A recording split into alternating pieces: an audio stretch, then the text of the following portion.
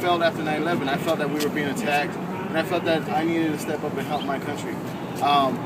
When I took the oath, it said that I would not only protect against all enemies, foreign and domestic, but that I also uphold the values of the Constitution of the United States. And one of the most fundamental rights that as Americans we're given is that right to vote.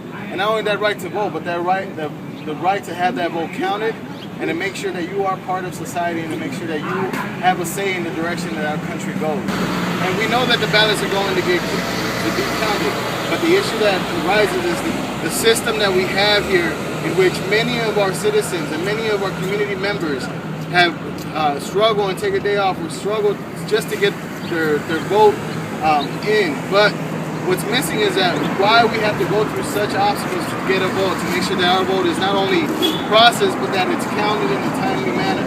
So what I'm out here to say is, I came to defend that right, and right now that right to vote, the system in which we count our votes, needs change. It needs help. And what I want to do is I want to bring along a veteran that had a story about his ballot. Currently, I turned in my early ballot, and I have no idea if my vote's been counted or not because of the thousands upon thousands of ballots that are still yet to be counted. So right now, I'd like to turn my attention to another fellow veteran.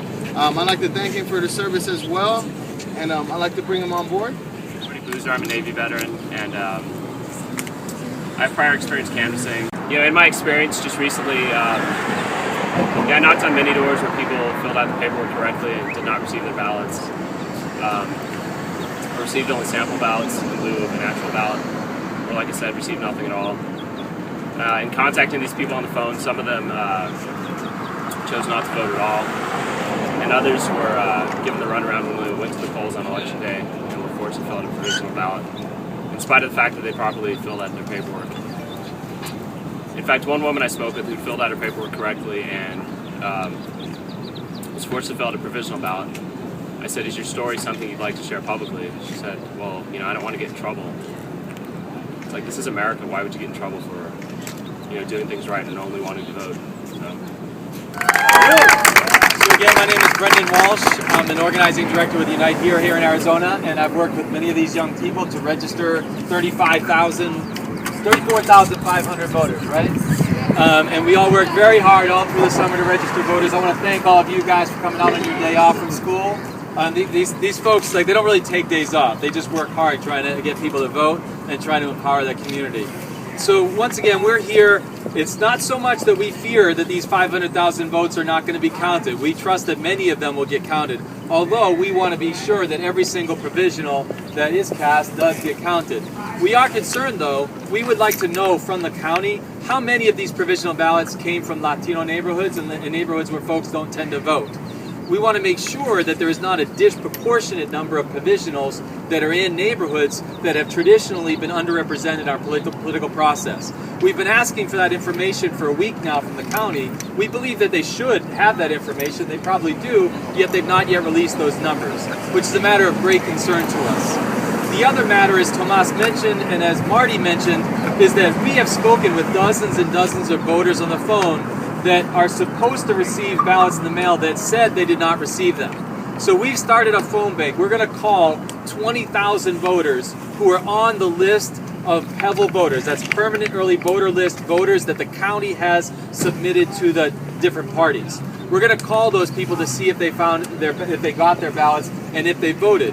Our preliminary results are showing that many did not get their ballots, and many who did not get their ballots did not vote.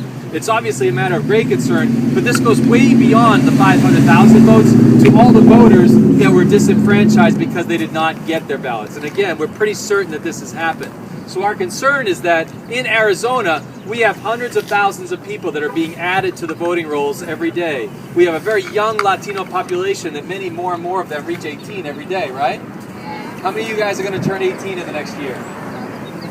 All right, well, that's in the next year too. A lot of people are turning 18, and as they add, and we are going out aggressively to make sure these folks participate, In 2008, there were 90,000 Latinos on the permanent early voter list. Now there's over 200,000. And so those folks need to be included in the political process, and we need a process that can absorb and can sustain that voting electorate that we are creating right now. So we thank you very much for your attention. We hope that you will stand with us in asking to make sure not just that every vote gets counted, but that A, we find out where these provisional ballots are, and B, that we do a thorough investigation into the possibility that many folks did not get the chance to vote because they were not mailed their ballots. So thank you very much for coming today. Thank you all for your continued work on this issue.